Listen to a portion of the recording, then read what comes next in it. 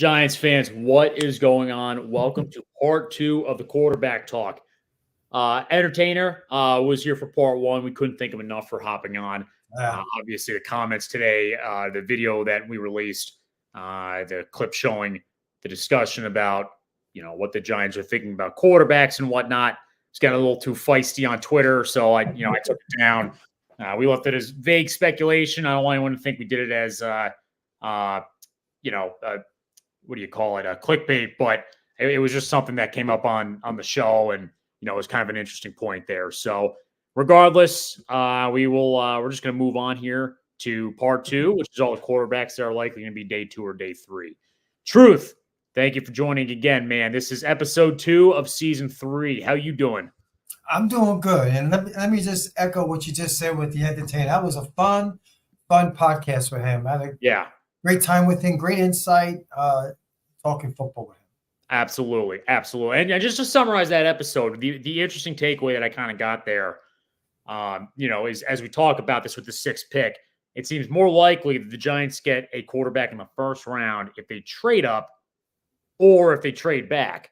Or I'm sorry, if they trade up into the first, from the second round. So kind of a unique spot, but almost the least likely time they get a quarterback is if they stay at 6. So, very unique discussion point. But again, there's a lot of good quarterbacks that we broke down. Generally, when you and I discuss quarterbacks the last couple of years, we can cover them all in one episode because it gets a little bit meaningless after the first few guys. This year's completely different. I mean, that was, all 6 of those top guys can all go within the top 18 picks. I could see it happening. Maybe not Bo Nix. In this case, I mean, there's so many quarterbacks that we're on to the second tier of quarterbacks, but these guys could easily be taken on day 2 and will all likely get drafted. And, some of them have been bringing a buzz at the pro day. So, in the last 3 years, do you feel confident this is the best quarterback class we've assessed? And granted, we could be looking back in a few years and be completely wrong, but do you feel that way?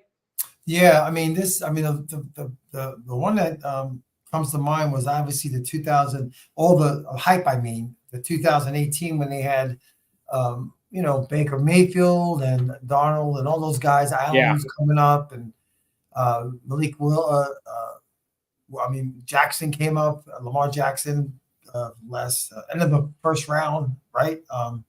But this is an intriguing class we have here for quarterbacks. Like you just said, we've never done a 2-part series. So we felt we needed to, especially because the Giants, all speculation, are in search of a possible new quarterback. So that's why there's such a bigger, I guess a bigger demand that we do this. Right, absolutely. And the one thing too here, Truth, is that, the Giants, if they're not in a situation to take quarterback in the first round, or not high on anybody enough to trade up, what I could definitely see is, you grab one of these guys in the later rounds, similar to, how Washington would have felt about, Kirk Cousins back in 2012. And then this quarterback replaces DeVito as that QB, 3, and really could be the QB 2 as well. And if Jones doesn't perform well, you throw one of these guys in. If they don't perform well, you get a quarterback in 2025. That's kind of how I'm thinking this through. But it's totally worth going over all these quarterbacks. Right. And again, going back to the Chris Entertainer made a comment about the free agency. If they do invest in a backup quarterback in free agency, that might tell us what their plans are in the draft. Right.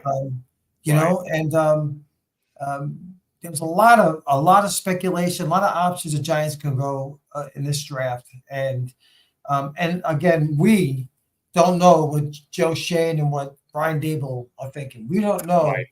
Their draft board, especially at the quarterback position, could look totally different than what we fans and the media have up there. Absolutely. He may like somebody who we're going to talk about here. I don't know. He could like somebody more than we think and say, you know what?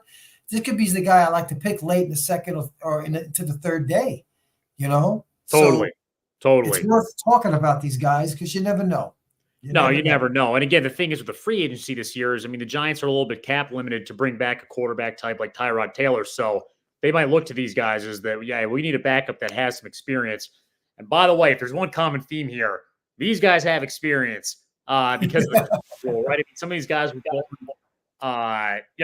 some of these guys, you see the birthday, it's like 1999, 2000, like they're all gonna be 24, 25 years old this year. So experience is for all guys. I mean, there's nobody, there's nobody that's 21 and raw coming out.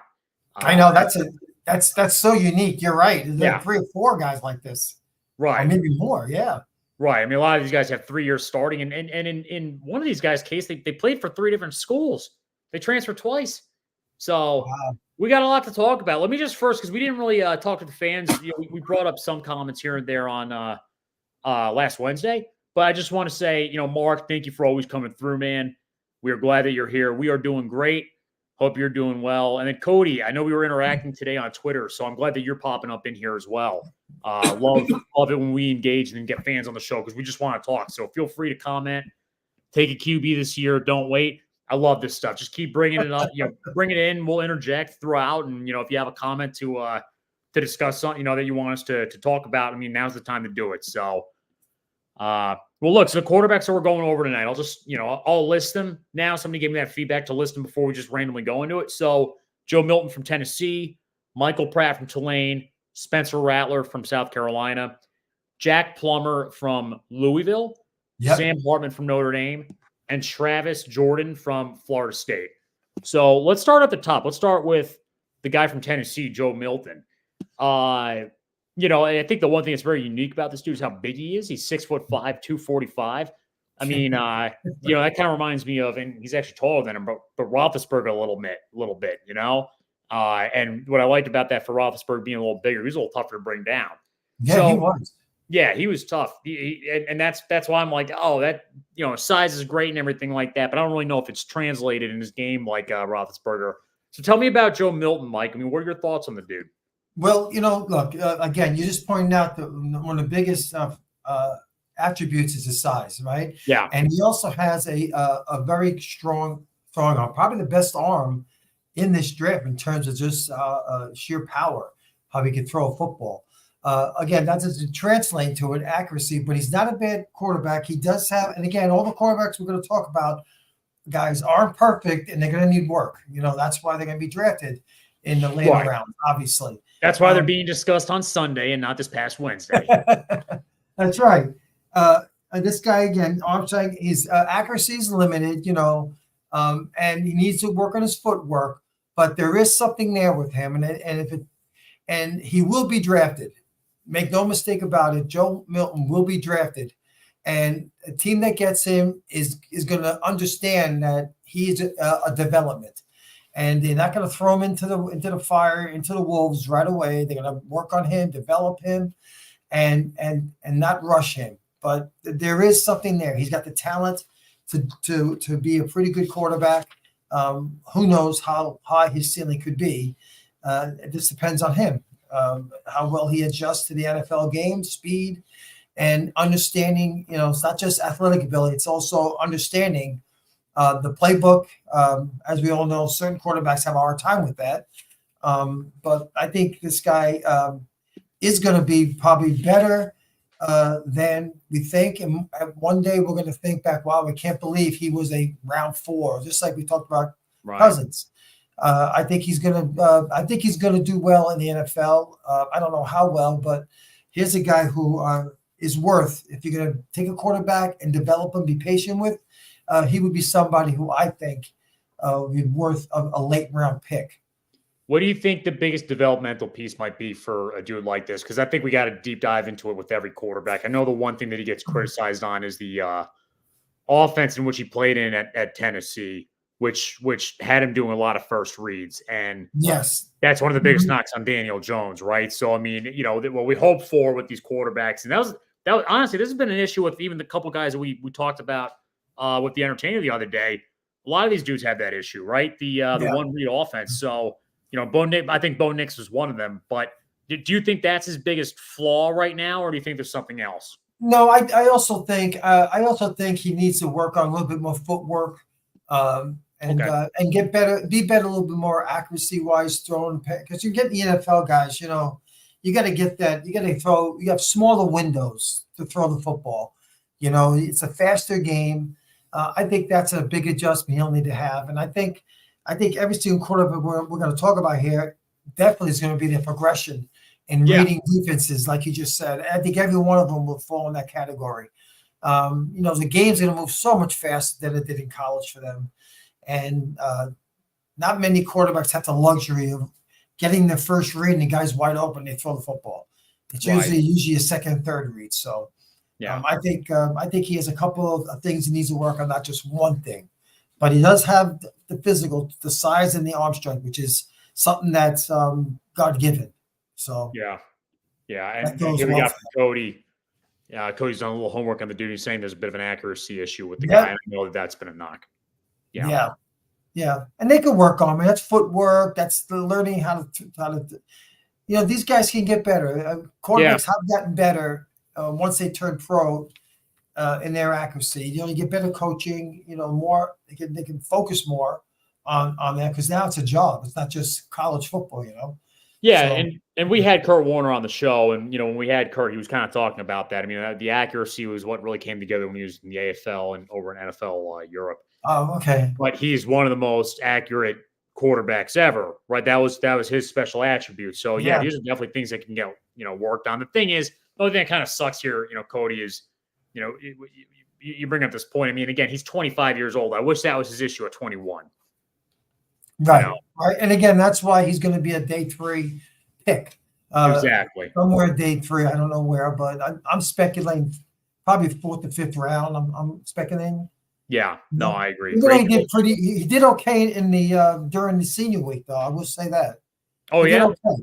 Yeah, he did okay. He had a couple of picks, but he threw the ball pretty well. But you got to take the good with the bad with a young guy like that. So I'm not so young, but I know what you mean. I know. Yeah. Cody, you bring up a good point. Great coaches can fix a great player. I totally agree with that, especially if they get time to sit. I mean, that gives them an opportunity to just focus on their game. You don't have cameras in your face. I mean, these are the type of guys that are going to get that benefit. Again, I mean, when he gets on the field, he might be 26 years old, but you can still improve. You can still get better as time goes on here. All right. On to the next quarterback, Michael Pratt out of Tulane. He's one of the few dudes. So this guy has not transferred at all, which is a bit of a unique case compared to the rest. He's one of the rare guys, right? Yeah, absolutely. I mean, what are your thoughts on him? Because Tulane has been outperforming their typical expectations over the past few years. They're actually a pretty decent program now. I forget who they beat. I think they beat USC in a bowl game 2 years ago, if I'm not mistaken. I'd assume Michael Pratt was the quarterback. So tell me about this dude. Well, he's got pretty good size. I think he's about 6'2", 6'3", about 215, 220. Yeah, he's a sturdy pocket passer. Yep. Yeah. He's definitely a pocket passer. He's not. You wouldn't consider him a dual threat. But he can run and get out of the pocket if need be. He's got enough leg to move the change a little bit, but that's not his forte. He has they say, and the tape I've seen on him, he throws a deep ball, not afraid to throw the football. He actually looks good when he throws on the run, which is going to be important for him at the next level. He have to be creative sometimes and be flushed out of pocket and throw on the run. I think he's a pretty good football player. I really do. Probably a late day. I would say, well, I don't think maybe day 2. I'd probably say day 3, somewhere in the 4th round. I think he might get picked. And it all depends on on teams that need quarterbacks. Right. Some guys go earlier because of the need issue. But he did do pretty well in the senior bowl. He did well in that. So I think with a good combine, he'll probably enhance his draft. But he's something where possibly this could be a kind of guy that Joe Shane likes if Joe Shane decides to go pick a quarterback late and just develop. Yeah, absolutely.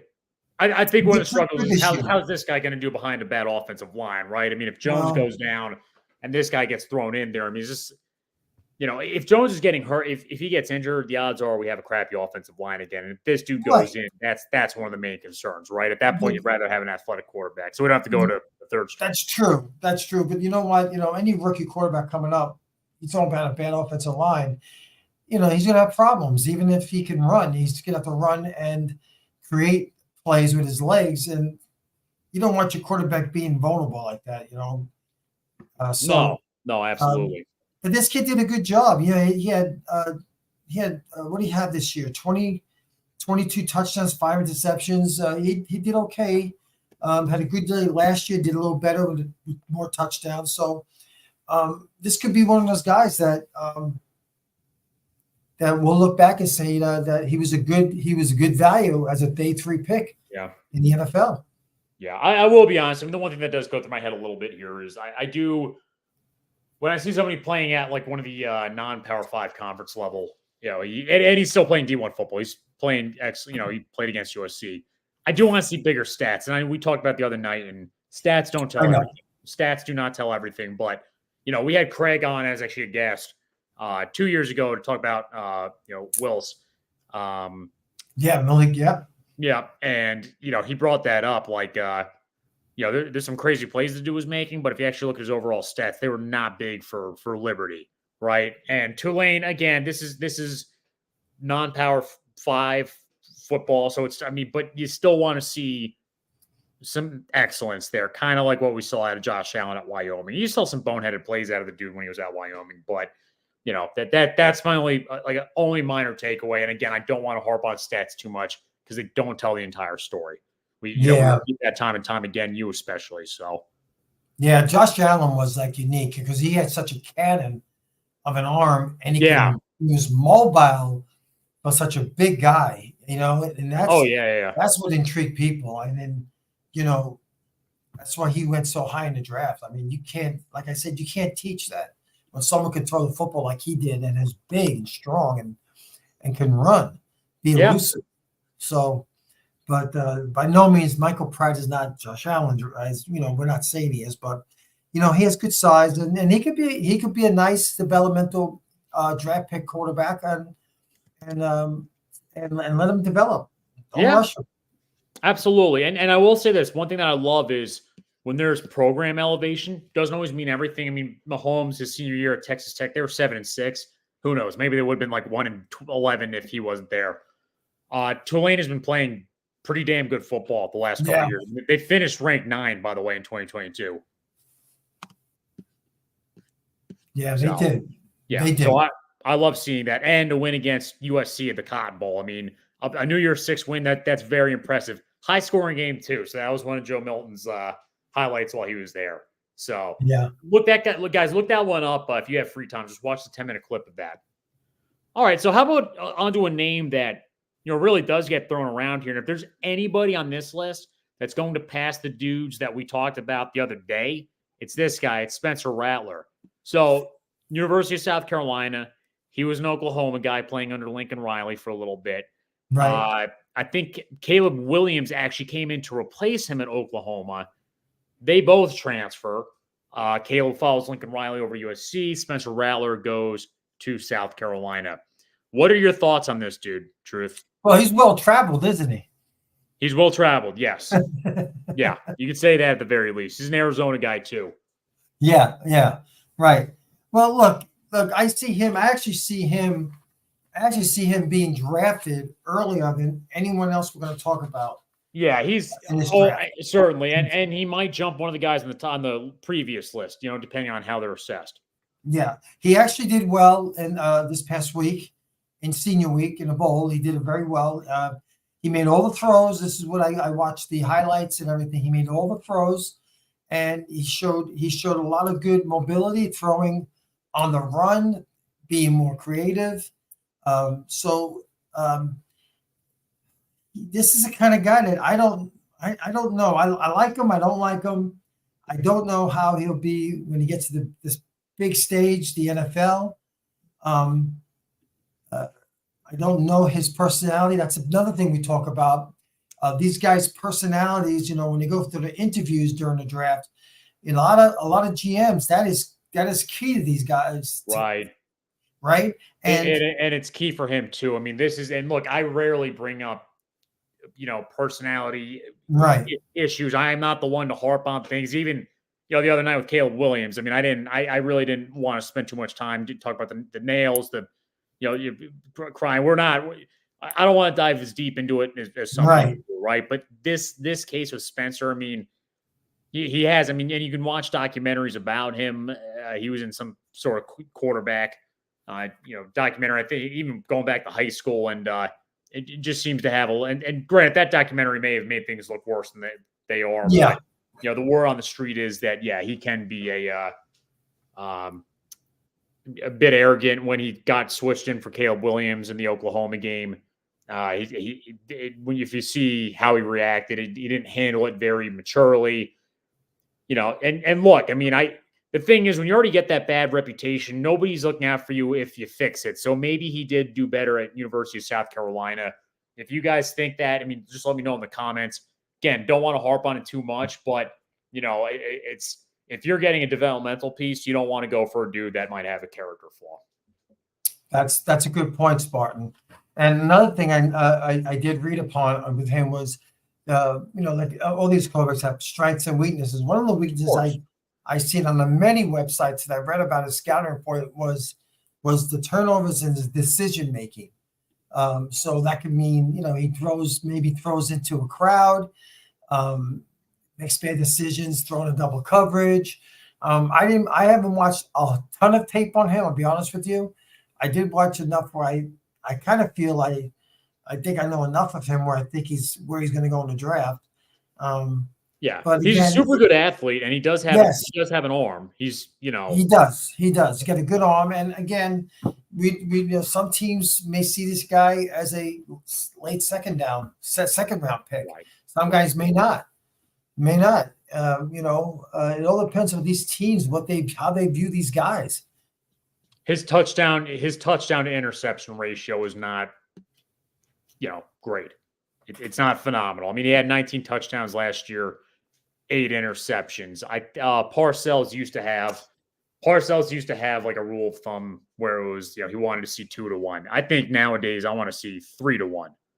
So, and real quick, Sean's in the house. Sean, what is going on, man? Hey, Sean. Sean just joined a few weeks ago to New York Giants Rush. He's also been an amazing, been an amazing teammate. We couldn't thank him enough. Sean, I did see the reports today because that it's come up, and some people are saying that it's cleared up, and he is a decent teammate now. So certainly hoping that's true, not just smoke. So thank you for bringing that point up, though. But yeah, no, he's the guy that's probably going to go highest on this list unless anybody feels some magical sense about any of the quarterbacks that we're about to go after or discuss. Yeah, and I think all these guys, need to work more in the game and develop. They can't. I'd be shocked unless there's so many injuries that any of these guys are going to start in their rookie year in the NFL. I'd be very shocked. Right. So let's go on to another guy that, I mean, this dude, we're talking about age. I mean, this dude's relatively older, and he has traveled around the league or the college football so many times. It's like he's been a journeyman quarterback before his quarterback career in the league's even started. So Jack Plummer, here's the thing. Yeah. If your coach leaves in the transfer portal, even if you transfer to a school, right, you can't just leave unless your head coach leaves. That's what happened with Jack Plummer. So he started his career at Purdue. Right. What the hell's the name of that coach there? He's now, at the time, he's now the Louisville coach. Louisville football. I have to look this one up. Jeff Brom. So he started his career at Purdue. He was actually the starter. Aiden O'Connell came in to replace him. Aiden O'Connell was the quarterback that got drafted to the Raiders. He played against the Giants. All right. So and then he went to Cal for a year. After his year at Cal, he went to Louisville where Brom was, his old coach from Purdue, and he played under him. Mike, do you have any idea if he's Jake Plummer's son? Do you remember him? Yeah, I know. I thought about it. I never looked it up. I don't know. He's a big goodness kid. I think he's like 6'5", right? Yeah, he's 6'5". I mean, he's got the same build and frame, and he's from Arizona originally. He's from right. That's what I was thinking too. Yeah, somebody in the comments section, I can always rely on Mark. Mark, can you find out if he is the son of Plummer? That's a very 90s name, isn't it? Man, that's going back. Yeah, very well could be the son. Yeah, that would make sense. You figure Jake Plummer, Jack Plummer kind of makes sense, That would make sense, right? It almost has to. I'd be amazed if it isn't. Oh, Shawnee B says he's not the Oh, son he's of not the Jake. son of Jake? So he's from Arizona. He would have been So born it around must the have been time. a fan with the It's got same to be last right. He was name. born around the time he would have been in Arizona. So, like, what? Okay, all right. We can rely on Sean. He beat Mark to the punch. Hell yeah. But let's talk about this dude. I mean, he does actually have some impressive tape and some impressive experience.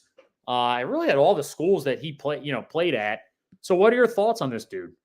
Yeah, he's good. He's okay. He's okay. Um, I don't know if he'll get drafted within the 7 rounds. Oh, He so he could, might fall out completely. he might. It Huh. all depends. Remember, there's a lot of depth in a lot of positions in this draft.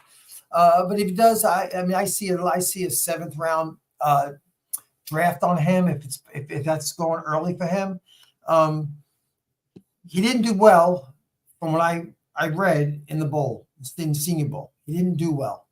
All right, so I think he was like he threw like 4 for 10 for like 10 yards, something like that. If I'm going Well, my then he'll fit right into our offense. This is the kind of player the Giants love. I was trying to locate, see how old he is, but he's probably around 23 years old, right? How old is he, Spartan?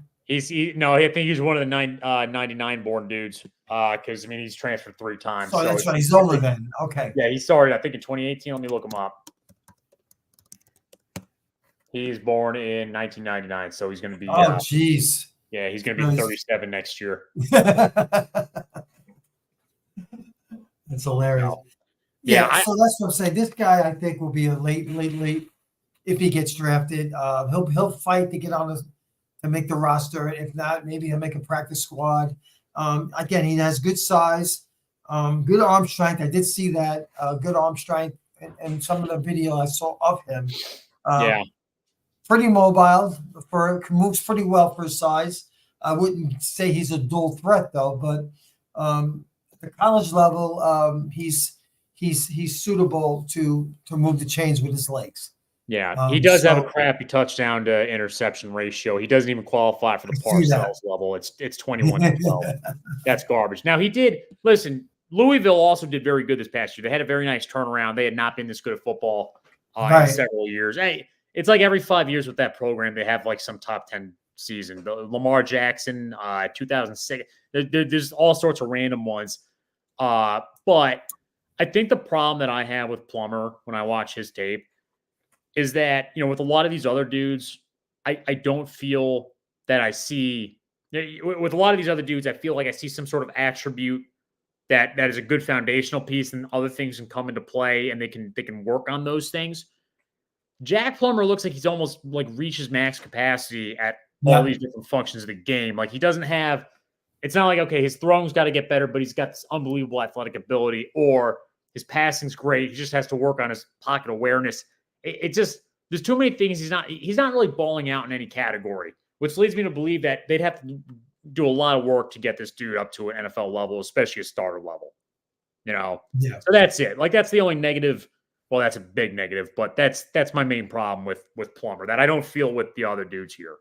Right. I would think that, his thing would be obviously trying to make the NFL roster, but he could be one of those guys that becomes a practice squad quarterback for many years. And listen, you can make a living doing that based on what these guys make. He's already been a journeyman quarterback. He can keep this going, right? That's right. So, but I personally don't know if this kid would be on our radar. Yeah. Even if the UDFA, if we do our UDFA signings, I don't see Joe Shane doing this. So. Right. Well, I'm very intrigued to talk about the next dude because this is a Notre Dame guy, Sam Hartman. Again, we're back to the pocket passers. Another dude born in 1999, so he turns 37 this year. Truth, what are your thoughts on Hartman? Because I have seen him in a couple games. I actually got the pleasure of watching him this past season, and he looked pretty good. He didn't look like he's balling out on all cylinders or he's necessarily like the driving force of Notre Dame's success. But how do you feel about him? I had him going like a 6th or 7th rounder, and again, we don't know teams how they view these guys. Some may seem as a fifth rounder, but when I watched quite a few of his games because Notre Dame was on TV a number of times this year, and he's not bad. I would say, he's a gamer. He plays tough. He's not very big. I think he's like 6'1", maybe just a little bit over 200 pounds, if I'm not mistaken. Yeah. So he doesn't have that prototypical size you want to have in a quarterback. I wouldn't call him a mobile quarterback, but he does move a little bit in the pocket. He did make Notre Dame a little bit better this year because they've always had poor quarterbacks over the last few years. They actually, who did they almost beat Ohio State, if I remember correctly. Last play of the game, they lost to Ohio State. So they were competitive with him behind center. He throws a good ball. I wouldn't say he has a strong arm.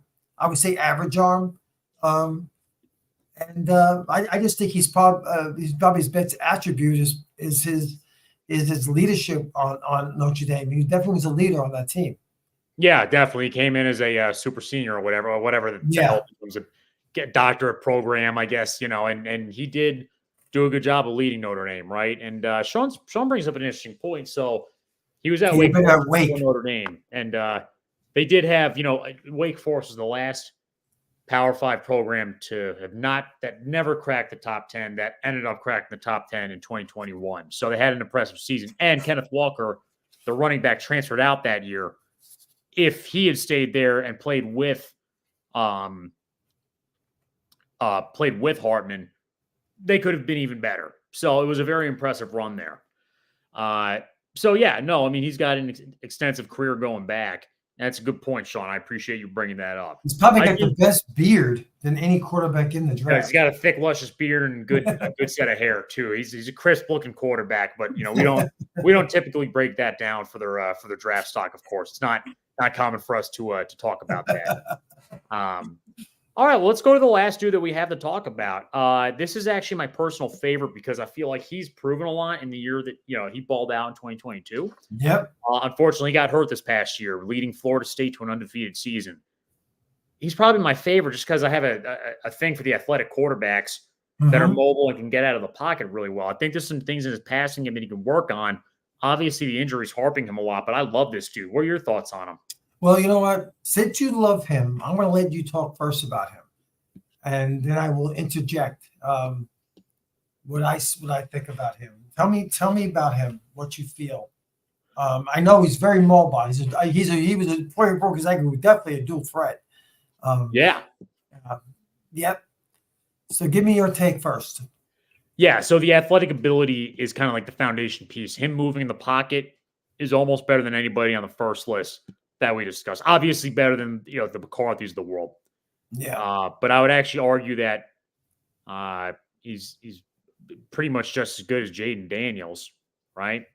The other thing is too, all right, his arm strength is a little bit of a weakness, but he does seem to be a little bit more accurate than some of the other quarterbacks we've talked about on this. And I feel like if you can work on the strength component, the accuracy being the foundational piece there in his game is a strength. Like I'd rather see that as a piece that he has than arm strength because you can launch the ball, but if you can't throw it in the right direction or to the right guy, I don't really care about it. Right. Yeah. So he kind of has that. And again, I mean, he's consistent. And if you look at his if at the end of the 2022 season, he was projected to be much higher in this year's draft than he's going to end up going. He still won at Florida State. He still had a good season, not great enough, obviously, to be on the top tier list. But I really like this dude's work. So I'll hand it back to you, Truth. Yeah, before he got hurt, he did pretty well. He had this is going off memory. I think he had 20 touchdowns to, I think he only had 2 interceptions. Right. If I'm not mistaken. And he had and I think he had, besides Jaden Daniels and maybe Khalid Williams, he probably had the most rushing touchdowns than many other quarterbacks. I think he had 7 rushing touchdowns. So you're right. He's a dual threat. He's a phenomenal athlete, and I still don't think they would have beaten they wouldn't have beaten anybody if they got in the playoffs. Yeah, that was a soft ACC schedule, and Yeah, they weren't the most well-rounded team. right. But he did make that team better. They lost him. I know they won the last 2 games without him, but when you saw them get shellacked in that consolation bowl game against Georgia, they got shellacked. Of course, Georgia was making a statement there. I mean, in fairness, Georgia was probably the second best team in the league. Of course, and they were making a statement for being snubbed. Right. From the Right. playoffs. But you know what? I mean, that's on them for they didn't show up against Alabama. And I don't know, we're going off script here talking about Georgia, but they kind of looked a little hungover this year, like a little bit like the Chiefs did in the first part of the season. Yeah. So. Yeah. But here's a kid that if some team takes and drafts him, and he will get drafted probably later than he would have normally if he not had sustained that horrible, I think it was his ankle, right? He busted up. Ankle. And I will say, I mean, I do like to hear I really like to hear any injury, but I'd rather be a bone issue than a ligament issue. Yeah. But it was a nasty one. It was a nasty injury. If you look at it. So I think he'll be healed. I've read reports saying by looking at April sometime. So I don't know if he'll be able to perform like a pro day. He won't be ready to do any kind of combine work. But I think any team that's looking to get a quarterback and waiting to sit and be patient, knowing that he probably won't do much next year, this will be an excellent pick. I think it would be great for this dude to just have a full year. Yep. Heal from the injury, don't play, get out there, and maybe in 2025 or at the end of the season, just sling it, right? I mean, this is I'd rather hear. I don't get completely turned off by injuries too much, and unless it's a case like Michael Penix, 2 ACL injuries is, very detrimental. But I think he can overcome this injury. I really do. He can't be an immediate player on week 1. No, that would not be acceptable. No, you get a team that has that, has those extra day 3 picks. Why not? If his name pops up on the board and sometimes at that point you go best player available. He could be that best player available at that time. Damn well could be. Absolutely. So I'm a big fan of his. So let me just wrap it up with this then, Truth. I mean, who's your favorite quarterback of the dudes we just talked about? Well, I'm intrigued with a lot of them, for different reasons. Milton because of his size and arm, Rattler a little bit, but who I think is going to be? I think Michael Pratt. I have a feeling. Really? I have a feeling with this kid, and I just think he might be one of those kids that, he's going to be one of those guys that just. I'm trying to use the right words here. How he can just play above his ability and just perform well and just understands the game on a mental side, intellectually wise. I think he's going to grasp the NFL a little bit quicker. I think the game will slow down for him once he does that. I have Mark. Mark has one with Jackson Dart. I didn't talk about him today. I something about him that bothers me, but anyway, Michael Pratt. I just think he's going to be a kid that could do well at the next level. And over time once he develops. Yeah, no, I get that. So I mean, look, all these guys. It's very likely the Giants take a dude post, day 1. Right. So very important that we talk about this. Lots of talent still available. I mean, Travis Jordan, in my opinion, would have been like the 3rd best quarterback last year. At the very least. So that's the difference between this year and last year. So I don't know if the Giants will take a quarterback at 6, but I would be dumbfounded if they walked away from this draft without a quarterback. I would be dumbfounded. Yeah, I really think, and look, I know on the last show with Yen Tanner, we talked about, the odds are that the first 3 picks are going to be quarterbacks. And that very well may be, Billy, but if They're not, and 2 out of the 3 are there for the Giants at 6. They will take them. They will pick that quarterback, and definitely if they're gone, there's no way they're taking a quarterback at 6 because that would be a reach, right? I think we all agree that. I completely agree. Could they trade back?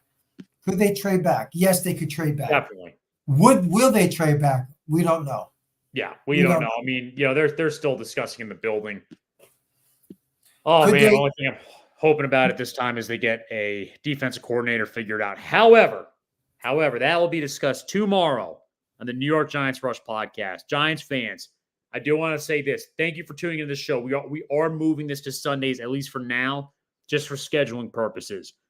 We ask that you don't let this interfere with the New York Giants Rush main show, which is tomorrow. Me and Truth do this throughout the late winter, early spring, because we just love talking about the draft picks. It's Truth's specialty too. Again, I always reiterate, all of his favorite picks go to the Ravens, so he really does know what he's freaking talking about. But tomorrow, we'll be live with New York Giants Rush, and we'll talk about all the general stuff, free agency, what the hell is going on, defensive coordinator. So we appreciate you guys for tuning in for the draft discussion. But tune in, the main staple of the show is Rush. So be sure to tune in. We don't interfere. We don't overlap information, nothing like that. But we do want to thank everybody who comes onto the show. Yeah. Thanks for all your input here, guys. I'm looking forward to all the draft shows we're going to do, all these prospects. It's going to be an interesting draft. Pins and needles for all Giants fans, definitely. Amen. And Giants fans, don't tune us out just because we're not going over quarterbacks. I know we started with the biggest interest, but you better be there for the nose tackle discussion. I don't care if we absolutely don't need a nose tackle. We expect you to be there. So, all right, guys. Thank you so much for tuning in. Twice within a week for a lot of you guys. So we really appreciate you guys. Peace and have a fantastic week. Yep. Take care, guys.